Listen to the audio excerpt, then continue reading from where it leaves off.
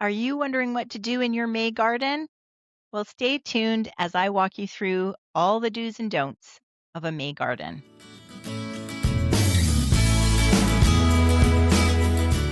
Welcome to Down the Garden Path, and welcome to this episode of what to do and not to do in your May garden. May can be so tricky, and this year is no different. Right now, it's still quite cool after a long, hard, and really wet with a lot of snow cover this past winter. So we might be adjusting what we do in the garden a little bit more this year than in previous years. So every May is always different. So one of the first things, and it's going to be kind of an odd thing, but one of the first things I want you to do in your May garden is to go outside and take some pictures. Things in those pictures will look differently than what your eye sees because your eye knows what it's looking for. But when you see it in a picture, it may be a little bit different.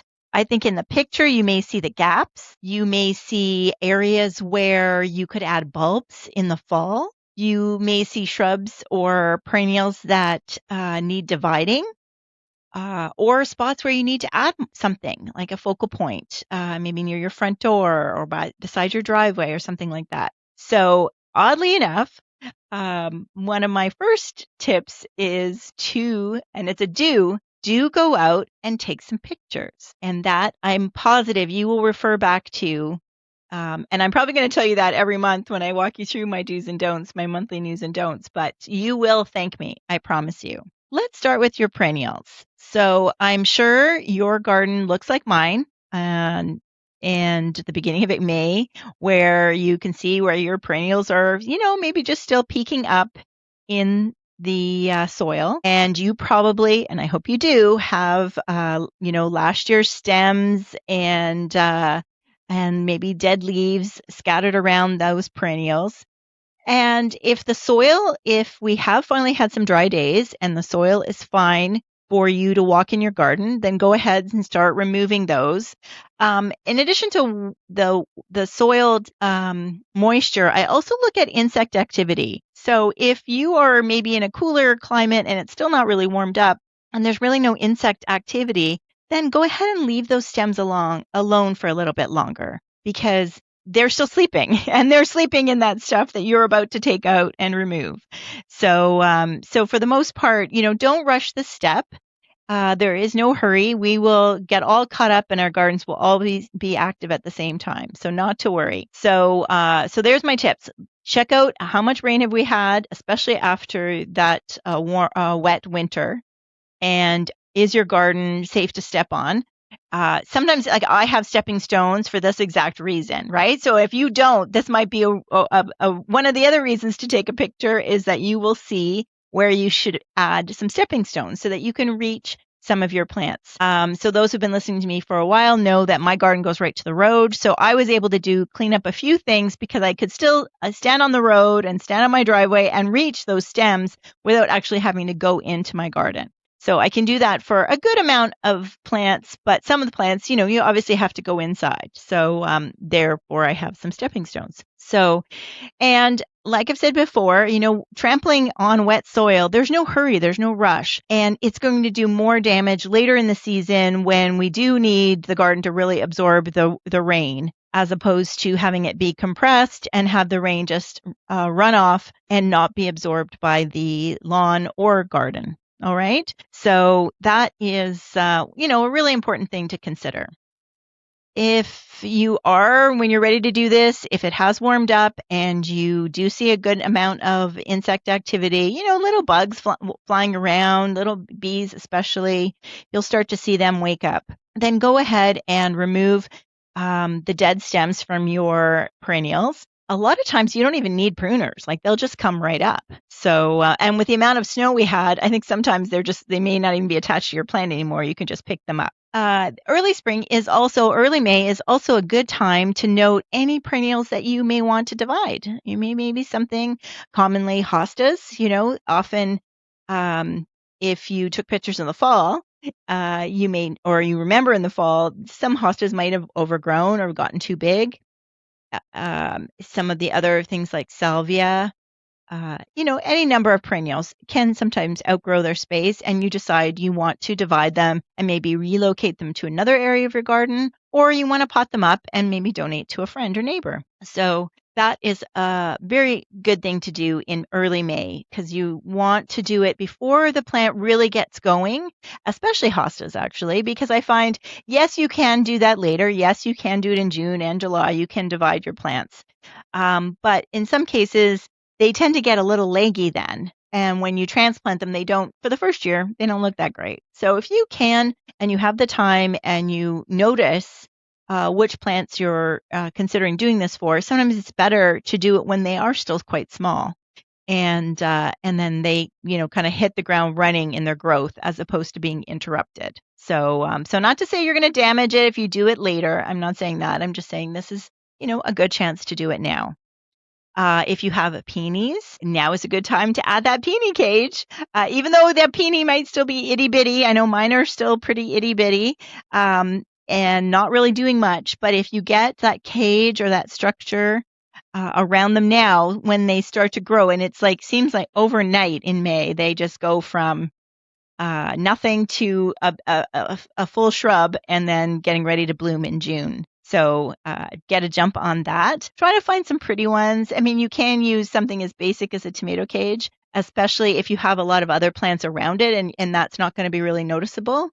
I do like to put my peonies kind of tucked in between some shrubs, and so that the shrubs act as peony cages, because I'm not a super fan of having to add something like that. But sometimes you just do what you can do, right?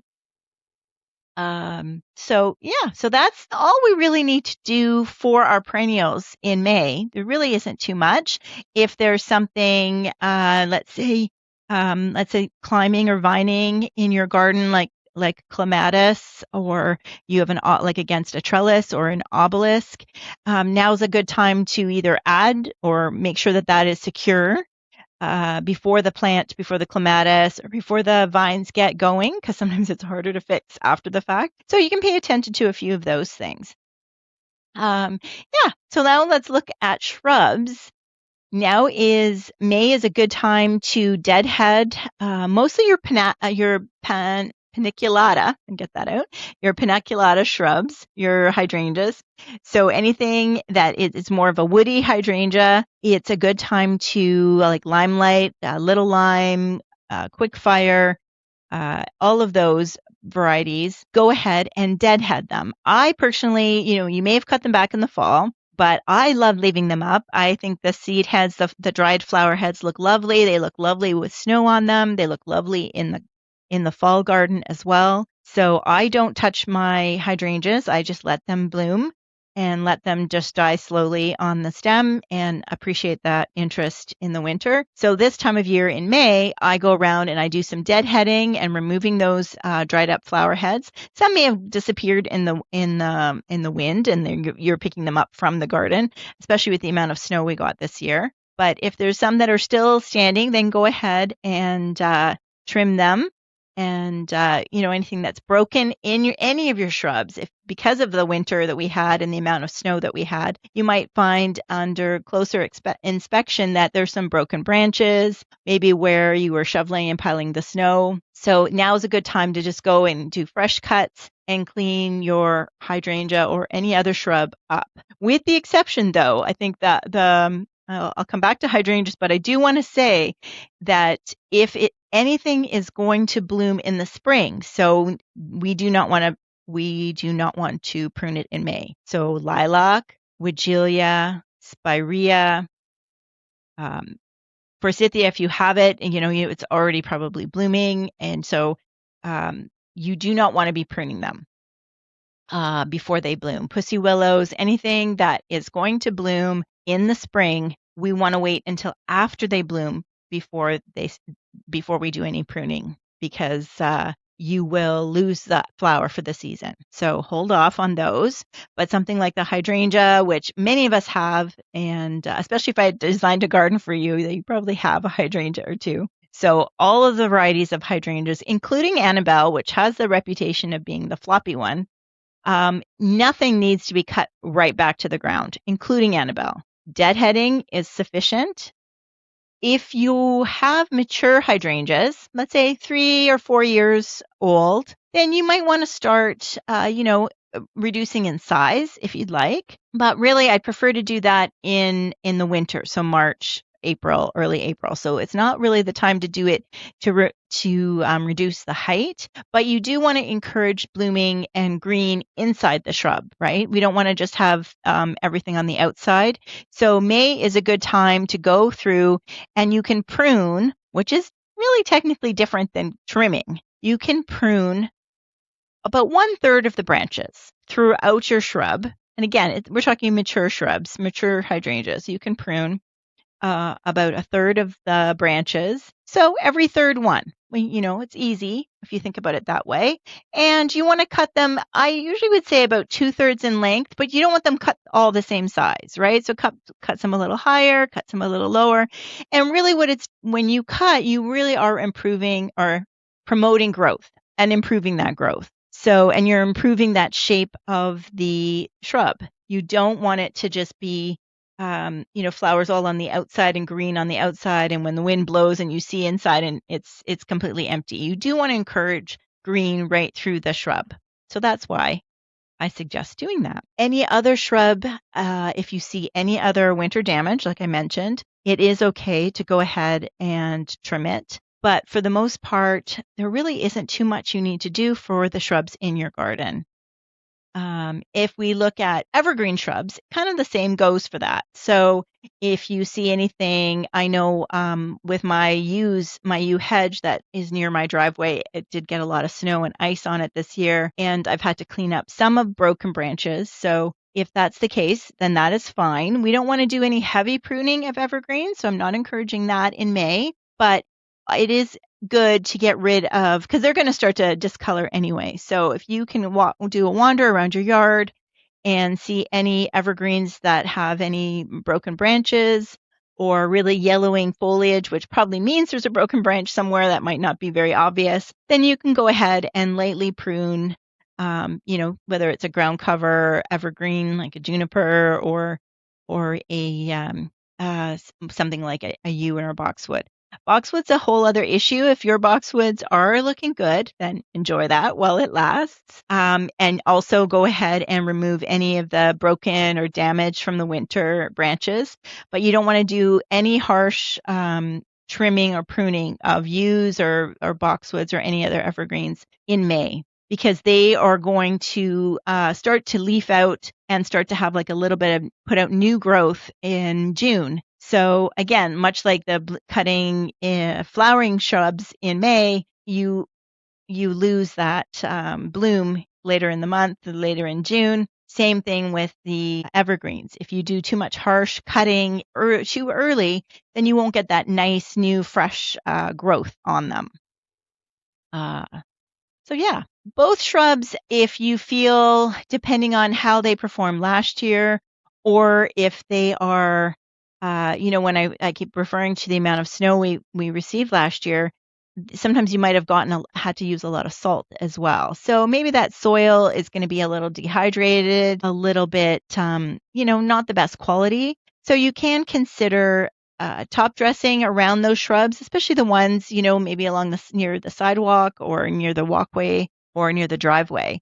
They may just need a good, coating at their roots, at the base of them, with some fresh organic compost, a mushroom compost. There's some, or you can do like chicken poo or hen poo. You can get that as well in a bag, or even manure.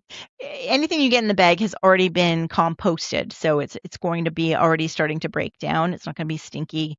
And all you're doing really is you're feeding the soil, and then the soil will feed those plants. So that will help them recover from any, deficiencies they may have after the harsh winter that we've all been through, right? And if you have maybe just too small of a space and you don't want to go through the effort of doing that, you can purchase a water-soluble fertilizer. And maybe it's just a 20-20-20, so just a basic 20-20-20. Most of the garden centers or nurseries nearby will have their preferred brand. You can apply that, to mix it with water in a watering can and do some fertilizing of your shrubs there. But I find that is very a short-term solution, and again, really good for if you have a small space or limited access in a small backyard or something like that.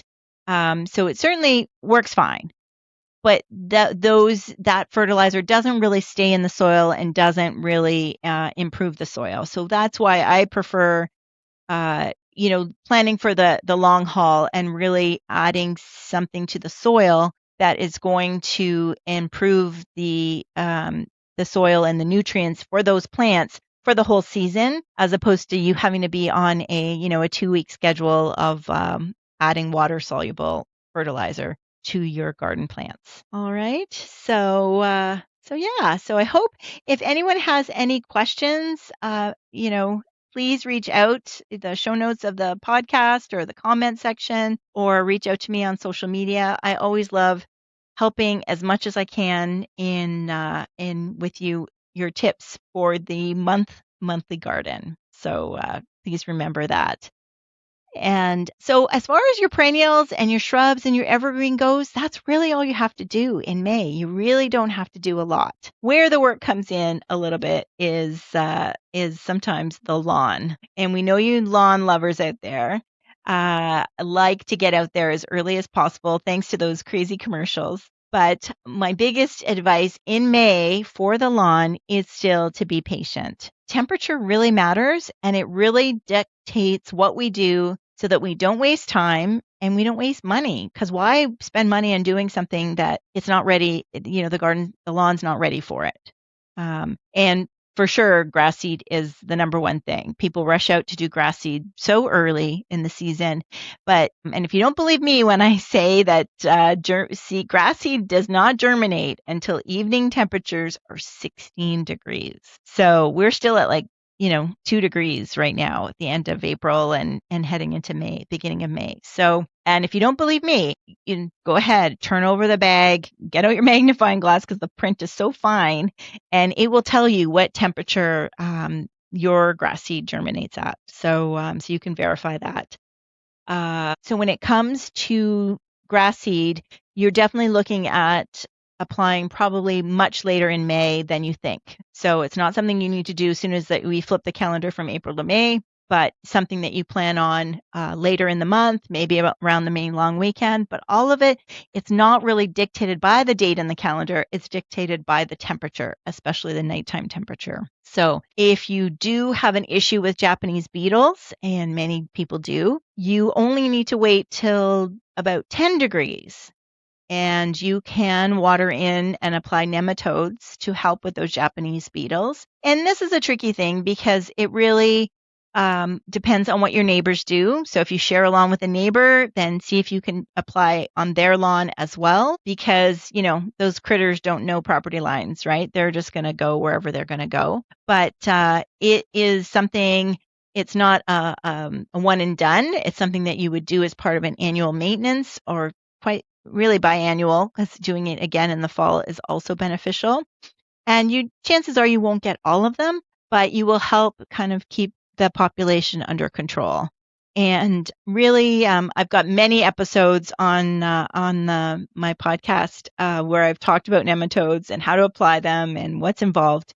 So please refer to that, and where I go into much more deeper instructions on what to do, or talk to someone at the garden center and they will walk you through it as well. So there you go. So you can 10 degrees, you can apply nematodes to help with Japanese beetles. 16 degrees in the evening, that's when grass seed will start to germinate. So plan on applying grass seed a little bit later in the month. And the good thing is when you do that, when you are ready to spread grass seed, if you have bare patches, you want to make sure you're spreading the seed a little bit denser to cover those bare patches. Or if you're just trying to thicken up your lawn, then you can just spread it with a spreader and it will evenly distribute the seed. But then you can immediately put down an organic lawn fertilizer. They are much slower releasing, which, much like I talked about adding compost and manure to the plants, it's the same idea. The goal is to feed the soil, not to just shock the grass into greening up quickly.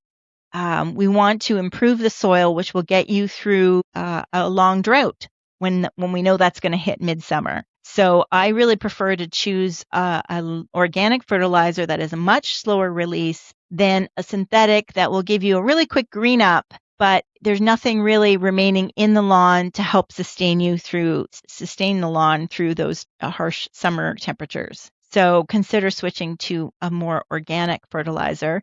And the good news is that you can do it with your grass seed because it's that much. It's not as harsh and it is slow acting. And it really does need the soil to help break down that fertilizer, which is good because it gets it into the soil, which is what we want. Also, it doesn't, because it's organic, any runoff into the sewers, that type of thing. I always think that's better for the environment versus the synthetic products.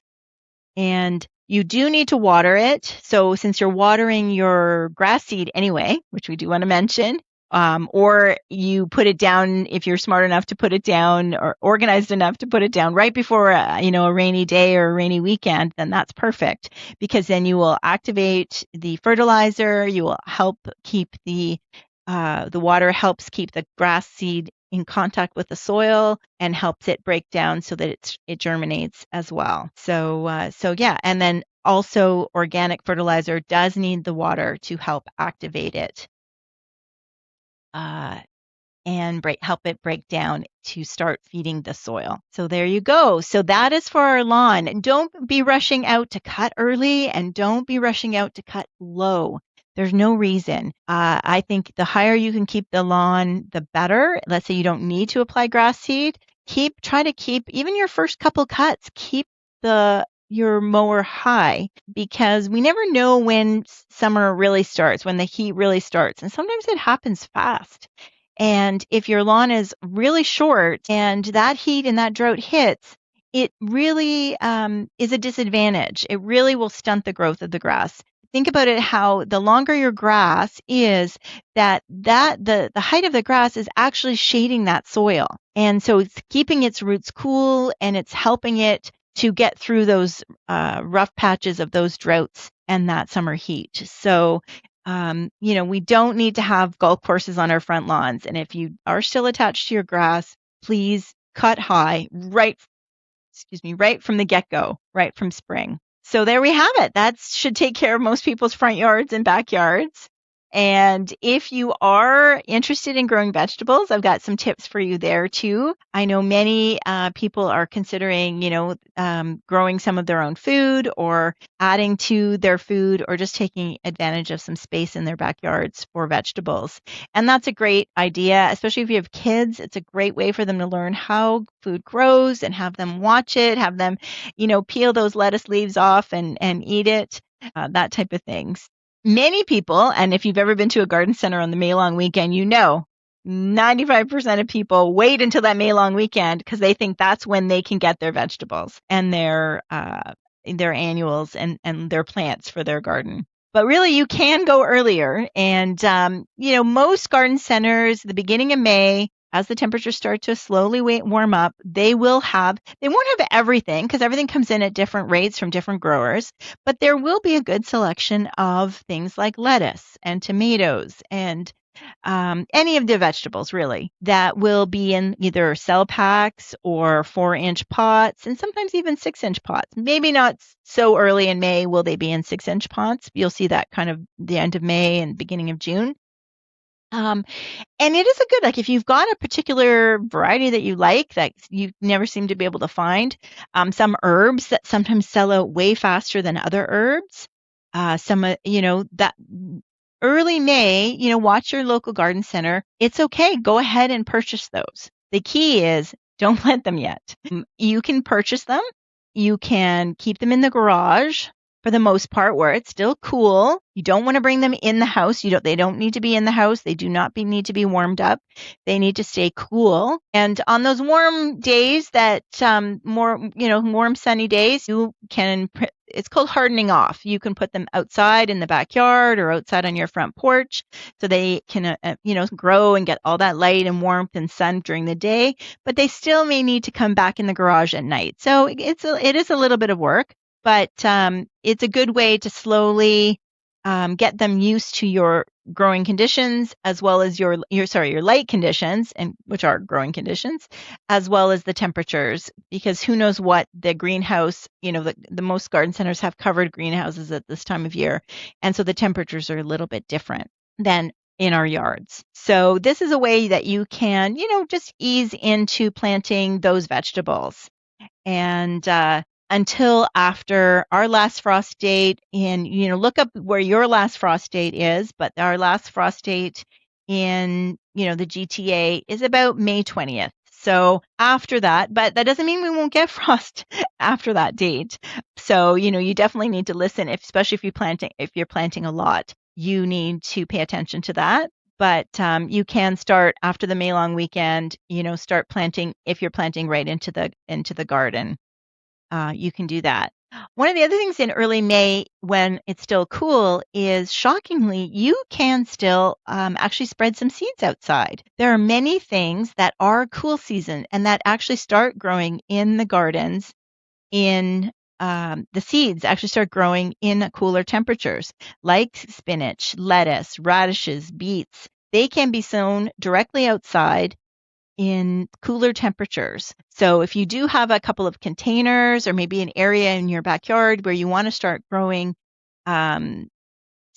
lettuce, for instance, or spinach, then you can still in May pick up a seed package and give that a shot.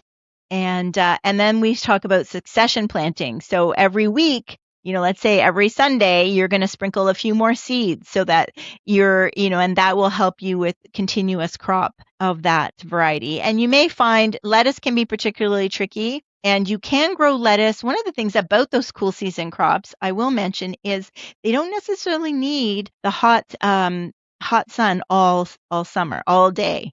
That if you have a shadier corner, east facing or west facing, where they don't get as much sun for the whole day, then that can be more successful at growing those vegetables, because they may not, go what they often hear. I don't know if you've heard the term bolting, where they just grow so quickly and they go to seed because they've gotten so hot and they've grown too fast, and then you really can't use them anymore. So I had a lot of success last year growing lettuce they were self-watering containers, which I highly recommend if you can find them.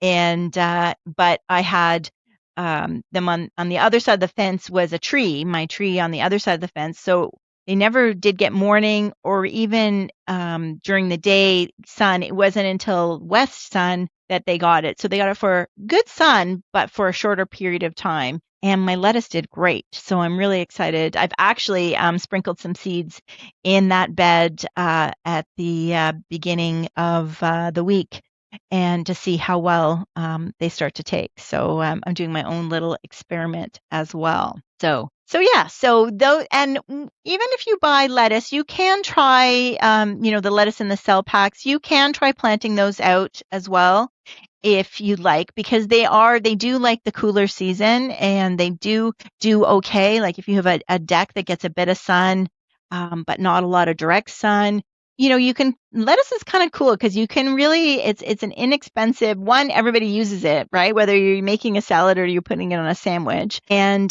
so you can have a container in a few different areas of your yard and do a little experiment and see where does it grow best. You never know. You could be surprised. And there's also no reason why you can't have lettuce growing in the front yard. It's green, it's bright, it's upright. You never know. If that's the best growing condition, then that's the best growing condition. Things like dill and parsley can also be added to a front garden. Did you know that the swallowtail butterfly loves dill? So by adding dill and parsley, you can be attracting insects and in your front garden or any garden by adding those in amongst your other perennials. So keep that in mind. And neither one, dill will self-seed, but it's really easy to pull out if you don't like it. But not like mint or oregano. Some of the other thyme, some of those other herbs can be very aggressive, and I definitely advise you keeping those in containers. And that is the good time. Like May long weekend is also the good time to pick up those herbs and get those ready to go into containers in your garden or in your yard that help with cooking. Or they're just, again, they really are great pollinator plants too. So so they're nice to have, and they're a good way for kids to learn, by the smells. You can crush the rosemary or crush the thyme, crush the dill, and the kids can smell and taste. So I think an herb garden is a really cute way to get kids interested in gardening.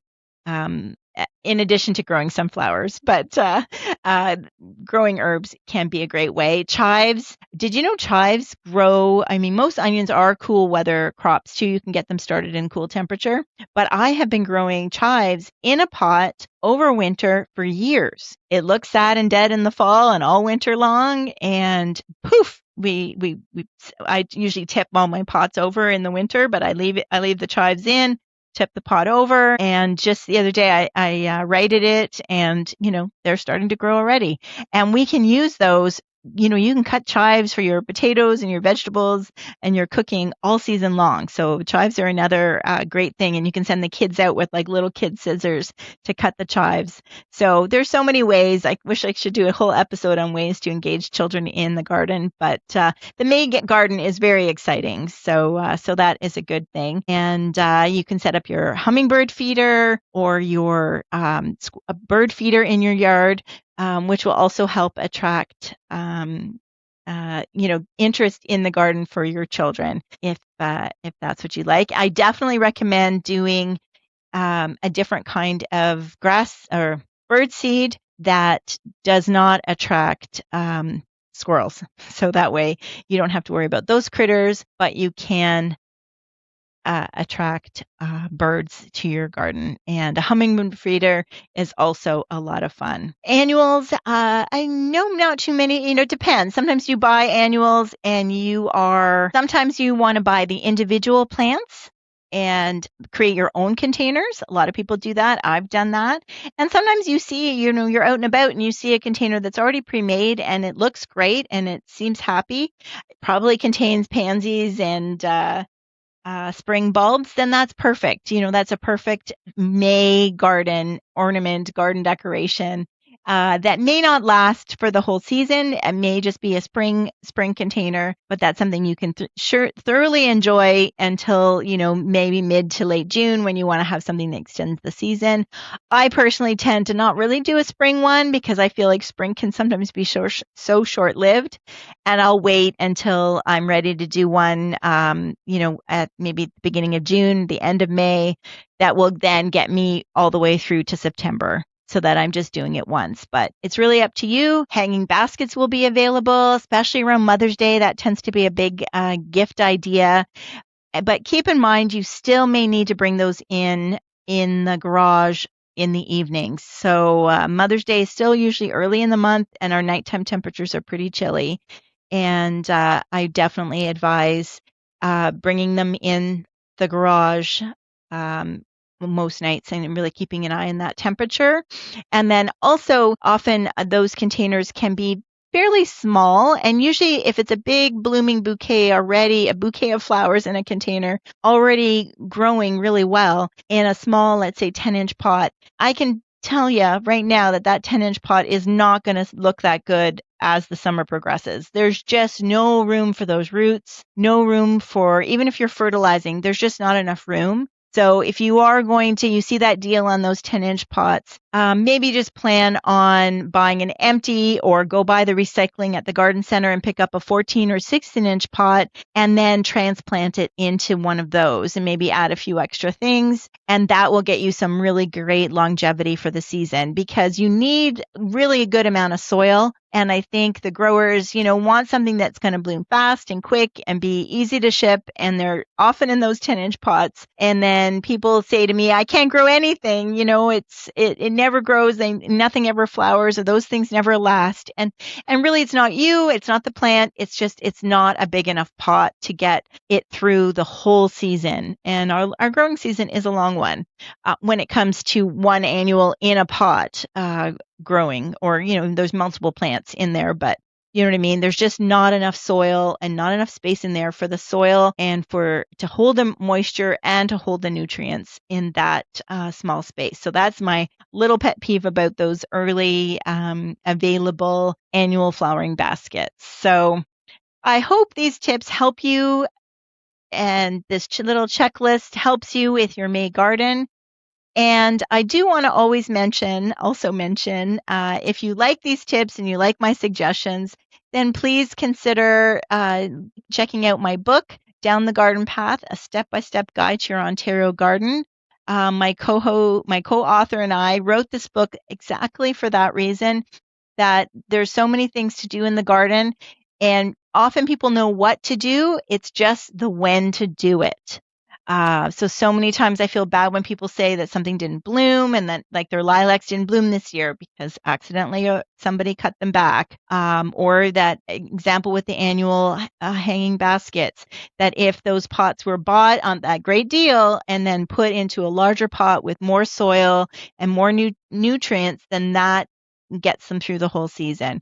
So it's packed with lots of great tips, and it tells you exactly when in the month or when in the year what to do and what not to do. So thank you once again for listening to me, and I hope you find this episode very helpful, and I love that you're joining me down the garden path.